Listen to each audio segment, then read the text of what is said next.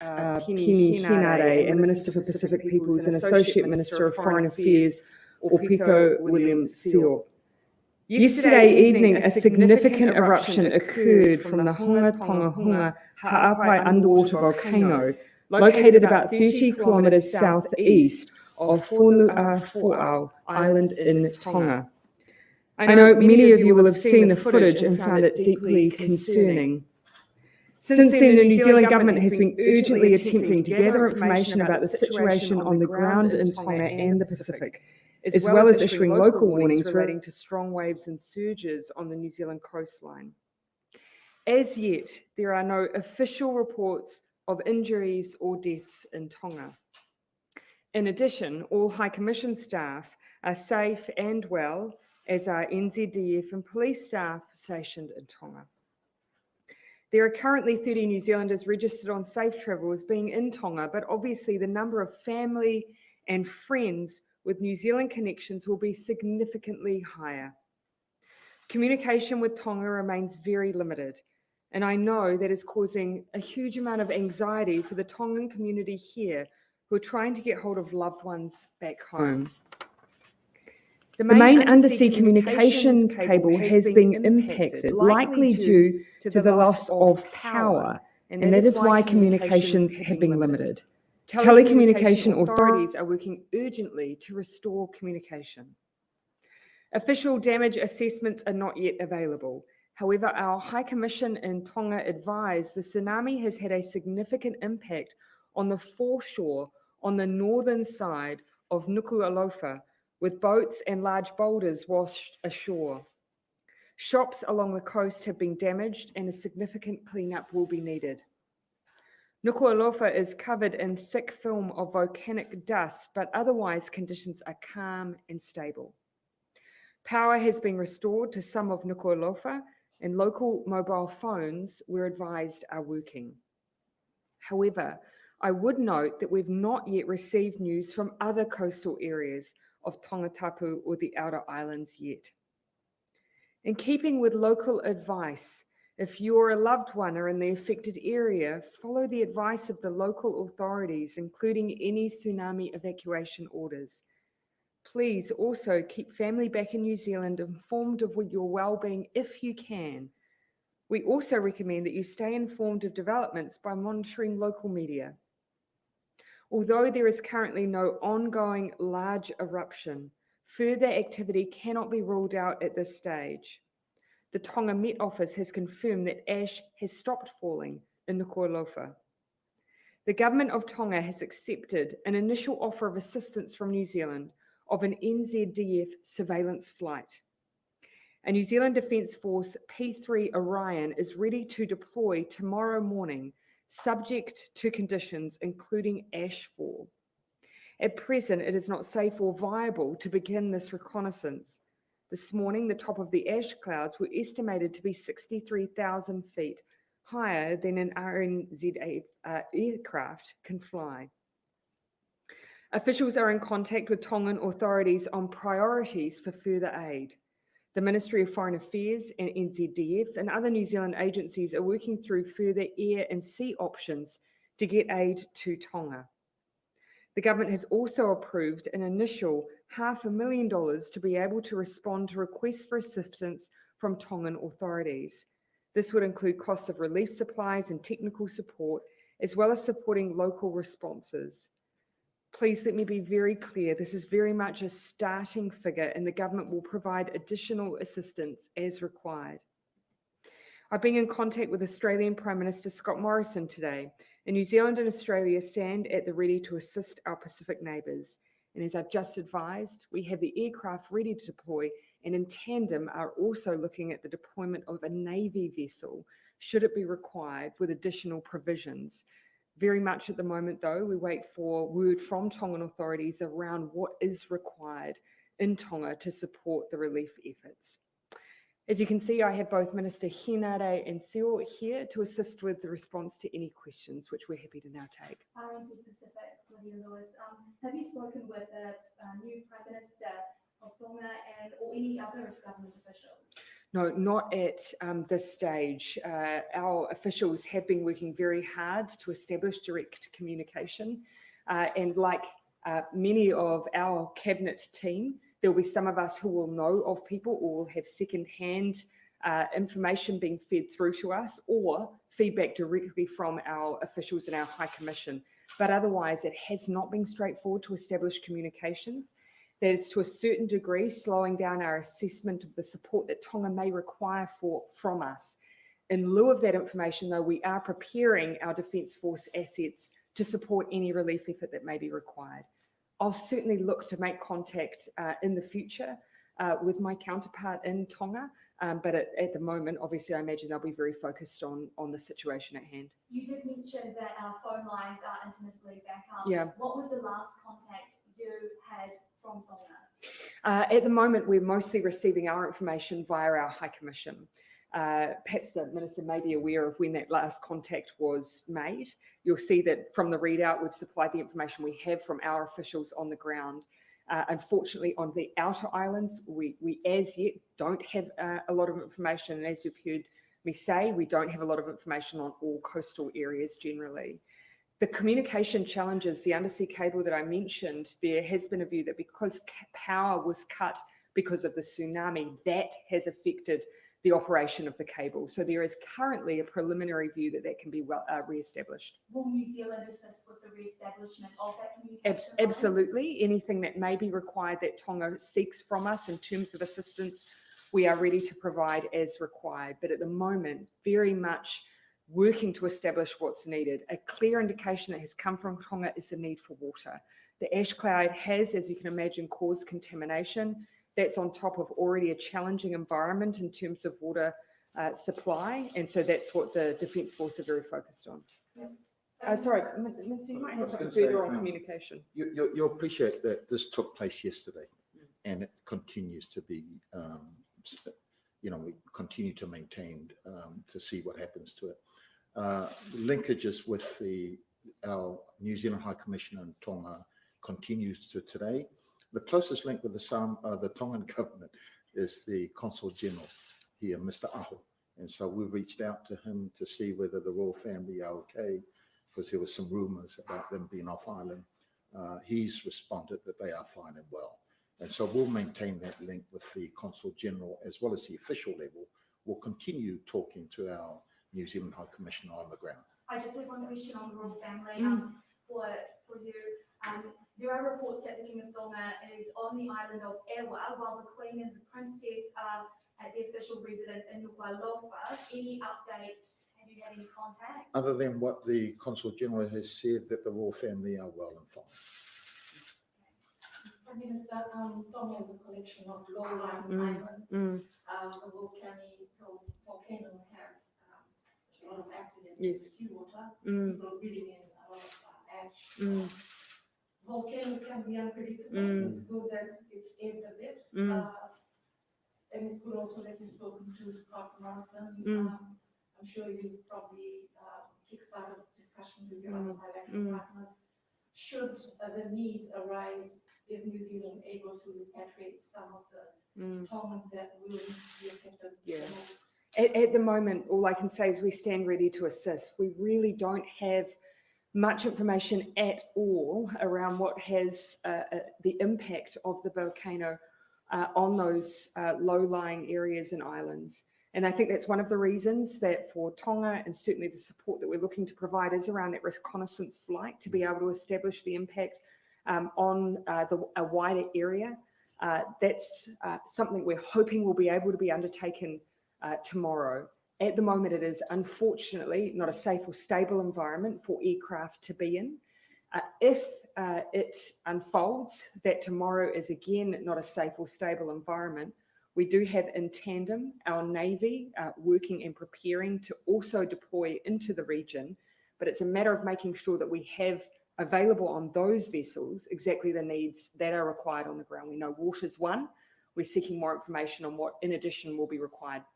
Some of our Navy vessels can deploy within a period of 8 hours. It's just a matter of making sure that on board they have what is required. I might have Minister Hinare just say a little bit more about the reconnaissance mission though, and perhaps the C-130, which I haven't spoken to.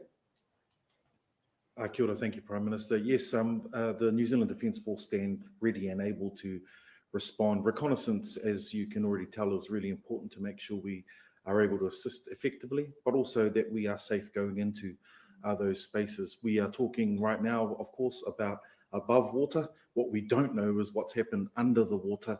We do have a hydrographic vessel that may be able to assist there, but we need to make sure that that environment is safe for us to enter into. We'll continue to stay in close communications with our defence attaches who are based in Tonga, as well as the Australian defence attaches who are giving us really good information at the moment. But I can say right now, our people are ready to deploy. We just need to make sure they're kitted out with exactly what the Tongan people need, and we'll be able to support as much as we can. A lack of water is pretty dire. At what stage do you just go? Oh, look, I think we'll all acknowledge, and it's an ongoing challenge there. We just want to make sure that we can respond effectively. If we're going to deploy a vessel, we need to make sure it's got all the stocks that that are needed. And of course, as you have addressed, water is one of those critical things. What we want to do, and the Prime Minister might want to speak to this, is to make sure that because of COVID-19, we can continue to keep the people of Tonga safe while also deploying our people to support. Minister, you might want to speak to the C-130, which is available to deploy as soon as it's safe to do so. So the C-130 is, of course, our Hercules, which when we can assess whether or not it can land in Nuku'alofa, or we'll have to make other arrangements to make sure we can deliver goods. Our reconnaissance is the first key step to that. But of course, as the Prime Minister has already indicated, we've got to make sure that the atmospheric conditions are available, or under the right conditions, to make sure that our flights are available and we can get in there. Just finally, on that, some of the other options that we've looked towards exploring is how do we at least get to the front line, if you like, instead of deploying from New Zealand, which is, of course, where our assets are, how we might look to use some of the other places like Niue to support our actions. Just to be really clear, I mean, the clear view of ministers and officials is we want to be in Tonga and on the ground as soon as we're possibly able to. And so for the flights, it is looking like tomorrow, we hope. In the meantime, we are already preparing our Navy vessels. It's a matter of establishing which vessel will be most appropriate to go in, whether or not it's the Manawanui in order to undertake that surveillance underwater, or whether or not it's the likes of the Canterbury because we need that desalination equipment available. Either way, we are already preparing to deploy. Prime Minister, either way you need people on the ground, as has been said. Why not just deploy a ship? I understand the risks around air travel. Why not get a ship on the way as soon as possible? As I say, we are preparing for those ships to travel as we speak. What COVID protocols are you going to need to follow with any assistance that New Zealand provides? And how is any kind of rescue mission complicated by the current COVID situation? All of our New Zealand Defence Force staff are fully vaccinated, and the reason for that is to make sure that they are able to deploy safely at a moment's notice. We will be working with officials on the ground in Tonga to make sure that we meet any expectations and protocols that they have established. Obviously, New Zealand's strong current position will serve us well and be able to give confidence to the people of Tonga that we will make sure that our people are as safe as possible coming into an environment that is COVID-free. What support is Australia going to provide? Obviously, we're prepping to go into Tonga. What about the US as well? China, Japan? Have you spoken to No, their officials? not as yet. I know that there's been conversations going on between the likes of Fiji, Australia, and New Zealand. We will make sure that as soon as we know that our flights are able to be undertaken, that we'll be staying in touch with particularly Australia and Fiji. And so those are conversations that are ongoing. Very, very much though, of course, we've said that we're very keen to get there as soon as we can. And other places in the Pacific as well, obviously Fiji impacted. Can you please list the other places that you have been in contact with? Yeah, at the moment, of course, the focus has very much been on Tonga. We know that that's where we've seen that direct impact. We've certainly seen the reporting around preparation for potential tsunami events, but it does look, of course, like the most heavily impacted, particularly because of the ash loading, has been Tonga and the proximity. As yet, no other reports that would suggest additional outside assistance is required. How many personnel is there a possibility of sending if we take some of these measures that you've outlined? I have the Minister speak to what it would take to support the P3, the C-130. Of course, it will vary for something like the Manawanui or the Canterbury. But as I say, the Canterbury is ready and able to be deployed in as little as 8 hours. And it's very much around making sure that we always have Defence Force staff who are able to deploy quickly. And so NZDF already underway on establishing and preparing for that. Yes, if I can, it's predominantly logistics teams, engineers, and medics. That's generally what we deploy in the first instance, in particular on naval ships. I just want to touch on another comment made about COVID-19. We've done a number of operations in the Pacific over the past 2 years, which have been contactless, and the way we work with Pacific islands to make sure that we continue to keep them safe. So with all of those in mind, of course, in the ship, I've spoken about who we'd look to deploy on a ship, but of course, the planes are something different. But of course, that's exactly what we need to find out what's needed, and we can make sure that we've got the right teams to support that. Will meteorologists and geologists also be deployed from New Zealand as well among those medics? Look, I suspect that the need for them to be a part of this particular deployment is important. As the Prime Minister's already said, one of our ships has the ability to do hydrographic surveillance amongst other things. And I think in order for us to make sure that we can continue to supporting it, we will need that particular expertise. Prime Minister, do you fear that once communications are re-established that we will see injuries and deaths reported?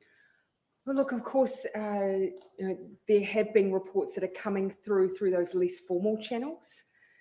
For those organisations that may have satellite communications, the strongest feedback at the moment is just the impact that the ash is having on Tonga, and so that's what initial reports seem to be suggesting. But at this stage, it would just be too early, particularly when there are parts of Tonga where we just don't know yet. We just haven't established communication.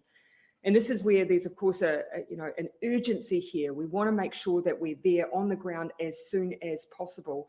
But for our Navy vessels, it will take several days to reach Tonga. We need to finally balance the need to get there quickly, but to make sure we also get the people and resources they need there as well. And in some cases, we have parts of Tonga we've just not even been able to establish communication. Can you talk us through some of the early stages of after you'd seen the pictures, and talk us through how that came across your desk? Well, of course, I saw the immediate reporting, and then for us, it was a matter of both establishing what the impact might be on coastal areas here in New Zealand. So immediately, our Minister for Civil Defence kicks into gear. We already have established communication channels where all ministers who are required are communicated with all at once.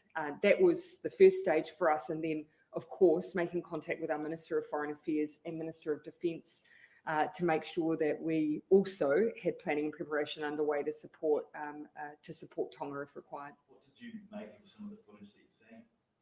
Do you know, for many of us, and particularly because we haven't seen this kind of level of volcanic activity for a number of years, and being able to see those satellite images, I just think brought home to everybody just the scale and the violence of that eruption. And so then knowing the proximity of Tonga to that eruption, but also the fact that it was heard so widely in the region, I think immediately caused everyone to be very, very concerned for friends and family. And that is why, of course, everyone is working as quickly as they can. Just on friends and family, a lot of New Zealanders will have friends and family over there, and the lack of communication would just be horrible. Yeah. What advice do you have for them, and do you three have friends and family over there you're waiting to hear from?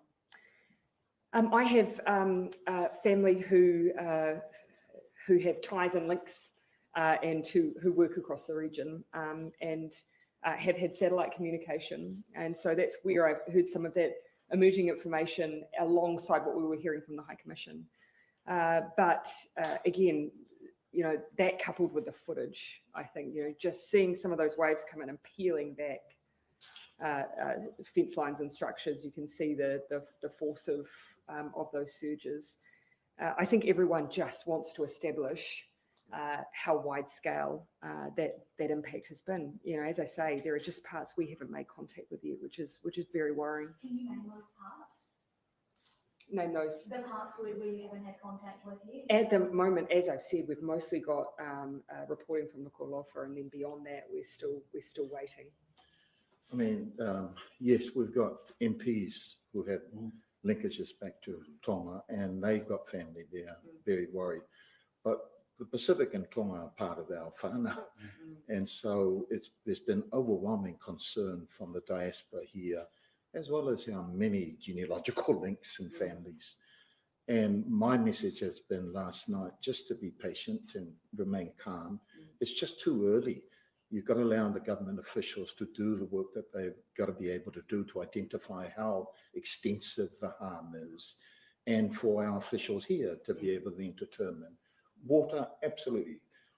Pacific peoples, you know, we're a resilient group of people, but we've also experienced tsunamis, hurricane storms, and so we know what's needed at the very beginning. But I have asked people just to be patient. Overwhelming offers of support from academics, engineers, local groups and businesses who have links back to Tonga. So we've just got to allow time for the officials to do their work. And then, of course, we've got to figure out how do we channel the support that's been on offer in a way that we're not also putting pressure on the officials on Tonga when they've got to look out for the damage and figure out how to support the local people there. Minister, you may have also informally been advised, of course, that as you would expect with a tsunami event, that people have reactively moved inland, that with schools currently out, those facilities, church facilities, are being utilised locally, and that is as you would expect, that as a precautionary act that people are currently inland. That's right. There's been a lot of offer of support from people, but what we've also got to be mindful of, we're operating in a COVID environment, and we need to be protective of the Tongan community there. It's impacted right across the region. Last night, the Cook Islands saw a swell, Vanuatu saw a swell. This morning, I was pleased to see that Tokelau, Samoa, all of them have reduced their alert level for tsunami warning. So it's good signs so far, but it's just too early to really assess how far and how deep the damage is. And just on other places, here in Northland, there's been some pretty bad damage. What would you say to them? Yeah. There have been enough alerts going out. Some people have been a bit concerned. Yeah. Look, there was obviously the statements made by our National Emergency Management team to just be aware, stay away from those coastal areas, expect that it would be likely that we would see unusual behaviour, surges, and that for a period of time, it would be better to be away from those coastlines. There have been, of course, some precautionary acts as well for certain areas, particularly where there were camping involved. But of course, in an unpredictable environment, we'd much prefer to take that precautionary approach. And although we know that it's of course interesting to people, we want them to be careful and stay away. Okay. Are you or other ministers planning to meet with members of the Tongan community in the meantime? Well, obviously, we have a number of members of parliament who are members of the Tongan community, and so as part of their work will be in very close contact with the community. I imagine we'll be also picking up pieces of information as much as they're able to, with channels of communication being so affected. But as I say, we've established also that contact with the Ministry of Foreign Affairs employees on the ground, which is helping to support our work. And the best thing we can do is also get the Defence Force flight up. As I said, it was initially thought that the undersea cable may have been damaged by the eruption. The suggestion now seems to be that it was actually power related, and because power is able to be restored, there is a hope that communication will be restored soon too.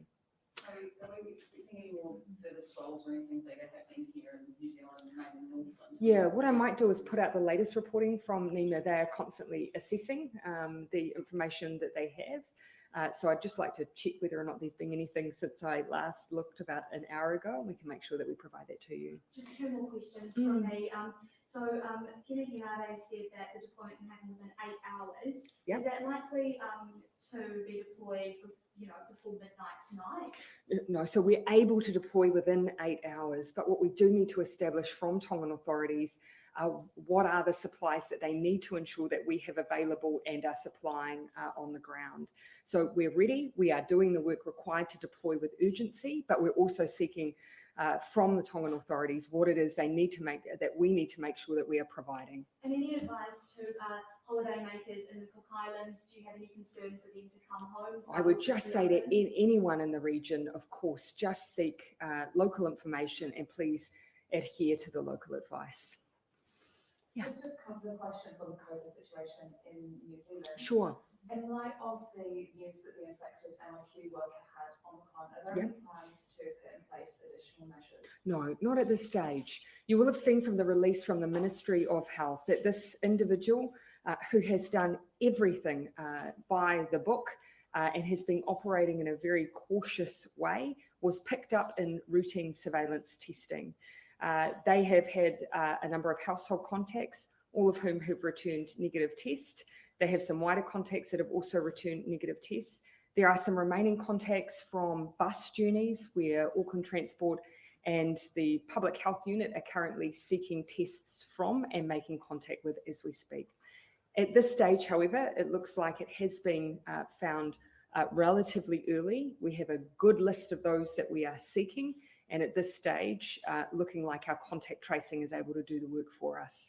And when can we expect the next update on the marketplace system? So, of course, we said that we would be seeking advice from the Ministry of Health this week around the next steps for New Zealand.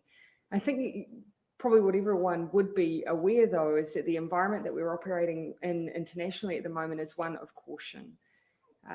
What the most recent Omicron case in a MIF worker demonstrates is that our systems are playing a very important role in working to try and hold Omicron at our border. But it is sadly a case of when, not if. That is why we are asking everyone who is eligible, please, make sure you're up to date with your vaccinations. We've brought forward boosters because we know it has an impact in protecting people from severe illness with Omicron. So please, if you're eligible, go out and get your booster and help us prepare. And before Christmas, the 17th of January was given as the date. Yep, the week of. So we will be receiving advice this week. But what I'm anticipating is that we'll have a cautious approach from the Ministry of Health, given the environment that we see globally with Omicron, how transmissible it is, and that we continue to work very hard to keep it at our border. But we're routinely now seeing more cases at the border than we are of Delta in the community. I think it just demonstrates how rife it is globally, and the fact that at some point we do expect that Omicron will reach beyond our border, and we need to make sure we are prepared. Just in the light of when not if there is an Omicron outbreak, would that affect any deployments to Tonga in the future to help?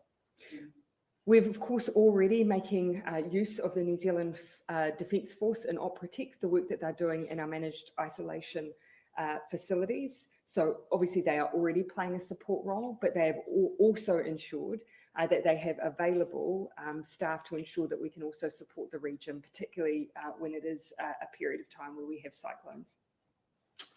Anything else? Yeah, please, and we'll finish on you. Would you review the quarantine-free travel arrangements with the islands in light of the volcanic incidents in Tonga? Well, obviously we do have arrangements currently available. Actually, the major issue that we've had to navigate for those quarantine-free arrangements, where of course often it's New Zealand has been very open to having quarantine-free travel in from parts of the Pacific where there is no COVID. The limitation has been ensuring that those citizens can then return home. And because of the quarantine arrangements that many of our Pacific Island neighbours are using to protect themselves and their people, it does limit the number of people who are able to go back. And so that's been of concern. We've wanted to consider that with those quarantine-free arrangements because we don't wish for people to be stranded. We know what distress that causes when they can't get home. So that's probably in recent times been one of the greater deciding factors for us. Okay, last one. Tomorrow, children, Yes. they can start getting Mm. under the, Yeah. start getting vaccinations. Mm. Are we ready for that? And any advice to parents who are a bit uncertain? Yes, we are. We are ready for that rollout. Obviously, we've been preparing for some time, and that will be available from tomorrow. For any parent considering that decision, the one thing I would say is we wouldn't make a recommendation that we wouldn't undertake ourselves, but it is always a parent's choice. So a parent in making that choice, if they wish to seek information, please speak to your GP if you have questions. Maybe seek out the advice of some of those New Zealand paediatricians who have put information and made it available online. Seek the advice of health professionals, but please know we would not have made a decision with this rollout were we not confident and were we not willing to make sure it was available for our own family and our own children. Okay, thank you everyone. Maybe I'll see some of you tomorrow for my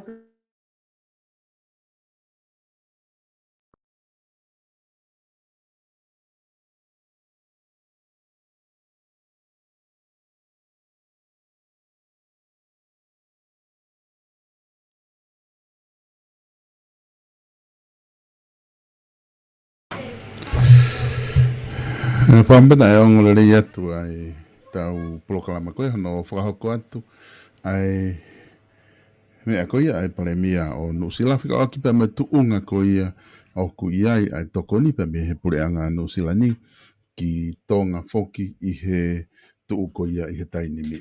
Ko kutui koe ngahi whamatala kotoa pe na e mātuunga no o atu e tau proklama koe ai ano ai press conference koe palemia Nusilani ona Paul Jacinda Ardern koe ngā ke lawa ke tonu ai ngā hiongo koe o kumo whanongo tonu me iai koe ngā he koe tuunga koe ki ai a tonga tainimi ko tuiu ku ilo pe he taha kotoa koe tuunga o ki ai tau whaangon kotoa pe motu hia ngā he whetu taki kotoa pe me tonga tu kehe ngā he kautaha o ki ai e nau telefoni satellite o ku malawa ke whaihaki i whetu utaki text mohani ihi i ngai oto muri ka ngahi mea ngā ue koia letio koe uhila mo hafua ngahi koe K-pol o mo hafua internet o ku motu hia kotoa ai ngahi mea ngā ue whetu utaki koia i he lolotongani pe me tonga ai au matu unga ai kai ki te lava ke whaha whetu utaki mo ki nau tolu.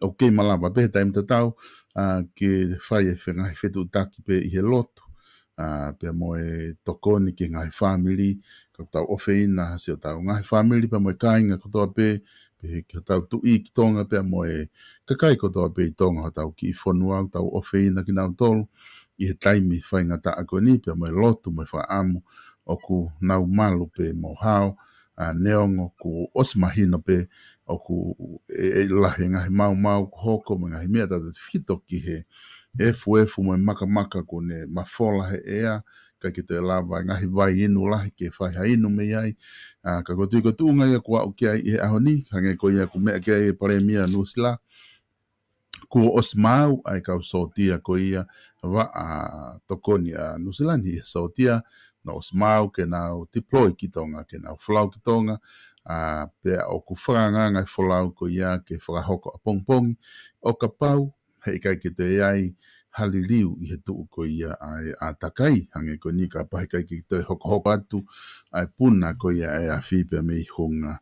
Ai hene tuu ko ia ka pau e hange pe a tuunga ki ai a takai i ko tuunga konu taulo tonga whanonga atu ai ko e tui ko ke to e puna ai a whipe tainim ka pa e pehe ai pe wa o ka pongpongi pe hange ko mea ko e paremia Nusila e malava rewa ke folau ai tau kau ai kau sotia ko anu slani mga hitoko ni ko ia o fia mau ke nau folau mo ia ki tonga ai ko konga tahana ne lava ki ai he ne mea pe he o ku osmau pe nga hitoko ni ia o whatatau ke nau iloi nga fia mau ki he tsunami nga fia mau ki he awha nga mea pe he ka aku nau kei whenga ke kau taki ko ia whanua hawhainga whaunga e lawa whawhitu taki na ate lava ke nau hanga whakahama hino mai ai ngahi fia mau viviri taha ko ia o fia mau, ke whapapau i e whai atu e wholau, ai waka reo pe whamoe wapuna oku o atu ai ngahi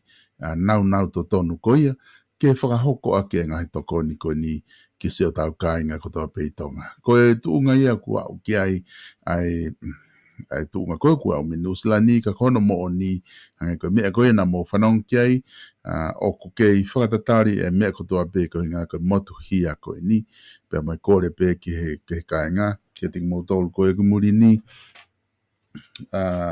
ke mo whapapau iange ngahi ongo ko ia o kumo whanongo ki ai tonu ko tu koe mea lai lerei taha koe ke tau whahoko i he lolo tonga ni ko tau tatari pe mo whango ko hea tuunga koe ai atonga ko tau lotu pe kumahu inga taha ke tau whahoko ko ngā ko tau lotua o tau seo tau kāinga ko ia o kunau i tonga ko ngā ke nau ia tuunga whawhia maari e pe mo hao ngai family o kai ki hoko hafu whatamaki fe.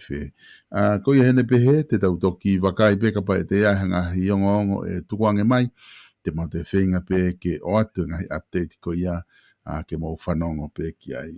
O whaat ka ting mau tolu kutoa pe o whaak mau mai o ha sāpate lele i ahoni ki mau tolu i he wha i mai koni pe ki mau tolu ko ia i Amerika mga i whanua ke he o ku mo mata ngai polo kalama ko ni tau whanonga atu pe he osipeni ku ngata e tau whahoa i he tainimi ka toki ai ha update mai pe te toki whahau ko atu pe no live ka ting motol o whaat ka ting motol ko au Sylvester Tonga pe me he Vipon Media